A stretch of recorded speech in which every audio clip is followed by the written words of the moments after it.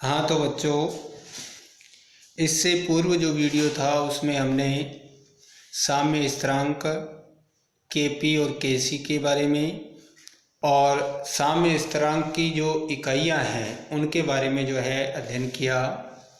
आज हम बात करते हैं free energy and equilibrium constant. मुक्त ऊर्जा और साम्य स्थिरांक जो है उसमें क्या संबंध होता है, इसके बारे में जो है हम आज बात करते हैं। बच्चों, कोई भी जो रासायनिक अभिक्रिया है उस रासायनिक अभिक्रिया के दौरान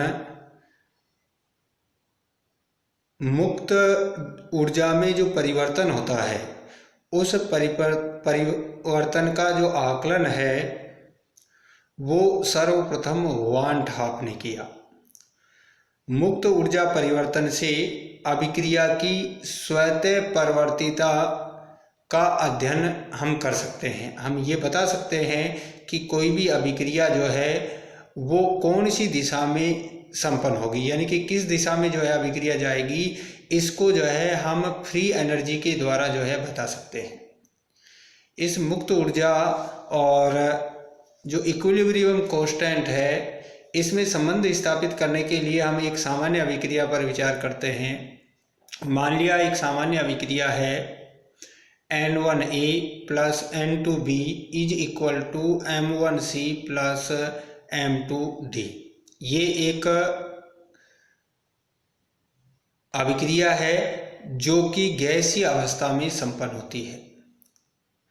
ये जो अभिक्रिया है इसमें मुक्त ऊर्जा में जो परिवर्तन होता है, अनंत सूक्ष्म परिवर्तन, वो मान लिया कि dg है। और ये जो dg है इसको हम जो है एक ऊष्मागतिकी व्यंजक के द्वारा व्यक्त करते हैं, यानी कि इस अभिक्रिया के दौरान मुक्त ऊर्जा में होने वाले जो अनंत सूक्ष्म परिवर्तन है उसको हम व्यक्त कर सकते हैं dg बराबर minus S D T plus V D P के द्वारा व्यक्त करते हैं। यानी कि जो मुक्त ऊर्जा में अनंत सूक्ष्म परिवर्तन हुआ है उसको हम इसके द्वारा व्यक्त कर सकते हैं। dg बराबर minus S D T plus V D P. यहाँ पर s एंट्रोपी है, v कुल आयतन है, dt ताप में परिवर्तन और dp जो है वो दाब में परिवर्तन है। यदि अभिक्रिया जो है वो स्थिर ताप पर होती है तो उस स्थिति में dt जो है वो 0 होगा, और यदि dt 0 होगा तो जो अभी समीकरण 1 था जो कि dt बराबर minus S D T plus V D P था, तो उसमें dt बराबर 0 यदि हम रखेंगे तो dg का मान हो जाएगा dg बराबर वी डी पी। अब इसमें हम जो है v का मान जो है रख सकते हैं समीकरण 2 में, तो इसके गैस समीकरण से जो है v का मान आता है आर टी अपॉन पी, और इसका मान यदि हम इसमें रखते हैं तो dg बराबर हो जाएगा R T D P upon P, यानी कि समीकरण 3 जो है हमें प्राप्त होता है। ये जो समीकरण 3 है इसका यदि हम समाकलन करें तो समाकलन dg is equal to R T समाकलन 1 upon P into D P, समीकरण 4 प्राप्त हो गई। और इसका समाकलन यदि होंगे तो इसका समाकलन हो जाएगा g बराबर R T L N P plus C, यानी कि ये समीकरण हमें प्राप्त होता है। c जो है वो समाकलन स्थिरांक है जिसका मान p बराबर 1 वायुमंडल रख करके ज्ञात किया जा सकता है। और यदि हम p बराबर 1 वायुमंडल रखेंगे तो ये मानक मुक्त ऊर्जा में परिवर्तन g0 बराबर हो जाएगा c, तो c का मान g0 रख देंगे तो यह आ जाएगा g बराबर g0 plus R T L N P. ये समीकरण जो है हमें प्राप्त होता है। अब हम जो है ये मान लेते हैं कि GA0, GB0, GC0 और GD0 जो है वो 1 मोल A, B, C और D की मानक अवस्थाओं में मुक्त ऊर्जा है, और GA, GB, GC और GD जो है वो ABC की आंशिक दाब PA, PB, PC और PD पर मुक्त ऊर्जाएं हैं। हमने ये मान लिया है, यानी कि जी ए, जी बी, जी सी और जी डी जो है, जी ए पी ए आंशिक दाब पर, जी बी पी बी आंशिक दाब पर, जी सी जो है पी सी आंशिक दाब पर और पी डी आंशिक दाब पर जो मुक्त ऊर्जा में परिवर्तन वो जी डी है, मुक्त ऊर्जाएं हैं। तो जो समीकरण 6 जो है उससे हम क्या कर सकते हैं, समीकरण 6 से, समीकरण 6 में क्या है, G बराबर G0 plus R T L N P है। तो प्रत्येक जो अभिकारक है उसके लिए जो है जी ए, जी बी, जी सी, जी डी जो है ज्ञात कर सकते हैं। तो जी ए बराबर हो जाएगा GA0 plus R T L N P A. इसी तरह से उसके लिए, और यदि N1 मोल है तो N1 GA बराबर N1 GA0 plus N1 RTLN PA। और इसी तरह से जो है B के लिए हो जाएगी N2 GB बराबर N2 GB0 plus N2 RTLN PB। इसी तरह से जो है C के लिए M1 GC बराबर M1 GC0 plus M1 RTLN PC और M2 GD बराबर होगा M2 GD0 plus M2 RTLN PD। ये समीकरण जो है 7, 8, 9 और 10। ये जो अभिक्रिया N1A प्लस N2B जो है इससे हो जाएगा M1C प्लस M2D के लिए मुक्त ऊर्जा परिवर्तन डेल्टा G का परिकलन कर सकते हैं। हम जानते हैं कि डेल्टा G जो है वो होता है सिग्मा उत्पादों की G माइनस अभिकारकों की मुक्त ऊर्जाओं का योग, ये डेल्टा G होगा। अब अभिकारकों की मुक्त ऊर्जाओं का योग और इसका, तो अभिकारकों की मुक्त ऊर्जा क्या होगी, M1 GC plus M2 GC और उत्पादों की होगी M1 GC plus M2 GC minus अभिकारकों की होगी N1 GA minus N2 GB।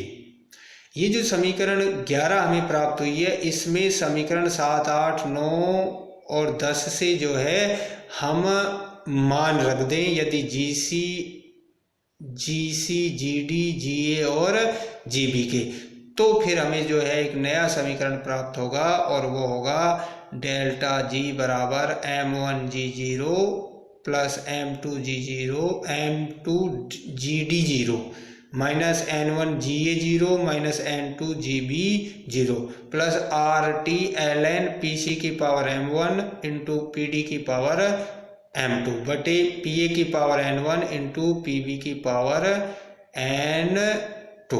तो ये जो है इसमें जो है हमने मान रख दिया है LN यानी कि P का जो है वो मान रख दिया है। तो ये जो हमारी समीकरण प्राप्त होगी डेल्टा G बराबर delta G0 plus RTLN PC की पावर M1 PD की पावर M2 PA की पावर N1 इंटू PB की पावर N2। ये समीकरण 12 जो है हमें प्राप्त होती है। अब यदि ये जो अभिक्रिया है उपरोक्त अभिक्रिया साम्य अवस्था में हो तो उस स्थिति में N1A प्लस N2B साम्य जो स्थिरांक साम्य अवस्था पर M2C प्लस M2D, तो उस स्थिति में डेल्टा G बराबर होगा 0 और समीकरण जो 12 है उसको हम इस तरह से लिख सकते हैं 0 बराबर delta G0 plus RTLN PCM1 into PDM2 बटे PAN1 इंटू PBN2।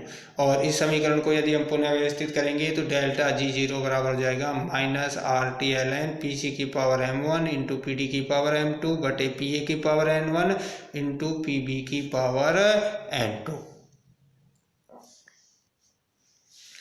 ये समीकरण हमें प्राप्त होती है। लेकिन हम ये जानते हैं कि PCM1 इंटू PD की पावर M2 बटे PA की पावर N1 इंटू PB की पावर N2 बराबर होता है KP। तो उस स्थिति में KP का मान रख देंगे तो डेल्टा G0 बराबर होगा माइनस RTLN KP। ये समीकरण जो है हमें प्राप्त होगा G0 बराबर माइनस RTLN KP। और समीकरण 14 जो है से डेल्टा जी जीरो का मान समीकरण 12 में यदि हम रख देंगे, जो कि समीकरण 12 थी जी जीरो, तो डेल्टा जी बराबर हो जाएगा डेल्टा जी जीरो का मान रखेंगे तो minus R T L N K P plus R T L N P C की power m1 into P D की पावर m2 बटे पी ए की power n1 into P B की power n2। ये जो समीकरण 14 और 15 हैं, समीकरण 14 डेल्टा जी जीरो बराबर minus R T L N K P, और समीकरण 15 है डेल्टा जी जीरो बराबर minus R T L N K P plus R T L N P C की power m1 into P D की power m2 बटे P A की power n1 into P B की power n2। ये जो है इनको हम जो है वान हाफ समतापी समीकरण कहते हैं, और जो मुक्त ऊर्जा और साम्य जो स्थिरांक है उसमें संबंध बताती है। तो इस तरह से जो है हम मुक्त ऊर्जा और साम्य स्थिरांक जो है इक्विलिब्रियम कांस्टेंट, उनमें जो है संबंध प्राप्त कर सकते हैं। तो ये था साम्य अवस्था स्थिरांक और गिब्स मुक्त ऊर्जा, गिब्स फ्री एनर्जी। तो आज के लिए जो है इतना ही। बहुत बहुत धन्यवाद।